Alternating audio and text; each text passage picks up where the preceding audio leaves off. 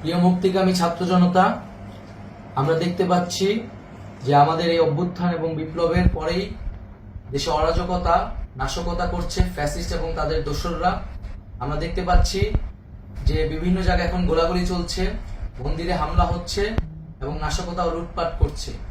আমরা মনে করি আমাদের যে ছাত্র নাগরিকদের অভ্যুত্থান তাকে নস্যাৎ করার জন্যই পরিকল্পিতভাবে এই ধরনের ঘটনা হচ্ছে।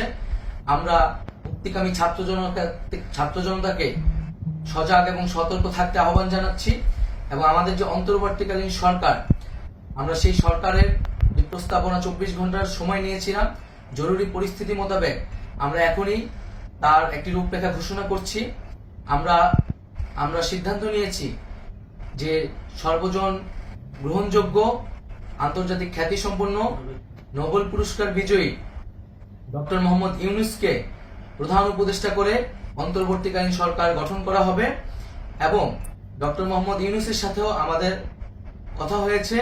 তিনি ছাত্র জনতার আহ্বানে বাংলাদেশকে রক্ষা করতে এই গুরু দায়িত্ব নিতে সম্মত হয়েছে। আমরা সকালের মধ্যেই আমরা এই সরকার গঠনের প্রক্রিয়া দেখতে চাই। রাষ্ট্রপতির কাছে আহ্বান থাকবে যে দ্রুত সময়ের মধ্যে ডক্টর মোহাম্মদ ইউনূসকে প্রধান উপদেষ্টা করে অন্তর্বর্তীকালীন সরকার গঠন করা হোক এবং এই অন্তর্বর্তীকালীন সরকারের বাকি সদস্যদের নামও আমরা সকালের মধ্যে ঘোষণা করব। প্রিয় বন্ধুগণ, দেশে যে অরাজকতা চলছে, মানুষের জীবনে নিরাপত্তাহীনতা চলছে, সেজন্য আমরা রাষ্ট্রপতির কাছে আহ্বান জানাচ্ছি দেশে আইন শৃঙ্খলা পরিবেশ ফিরিয়ে আনার জন্য দ্রুত সময়ের মধ্যে কার্যকর ব্যবস্থা নিতে হবে এবং আইন শৃঙ্খলা বাহিনীকে সহযোগিতা করার জন্য মুক্তিকামী ছাত্র জনতাও রাজপথে থাকবে এবং অন্তর্বর্তীকালীন সরকার গঠন না হওয়া পর্যন্ত মুক্তিকামী ছাত্র জনতাকে রাজপথে থেকে তাদের যে অভ্যুত্থান, সেই অভ্যুত্থানকে রক্ষা করতে হবে। প্রিয় বন্ধুগণ, আমরা রক্ত দিয়েছি, শহীদ হয়েছি।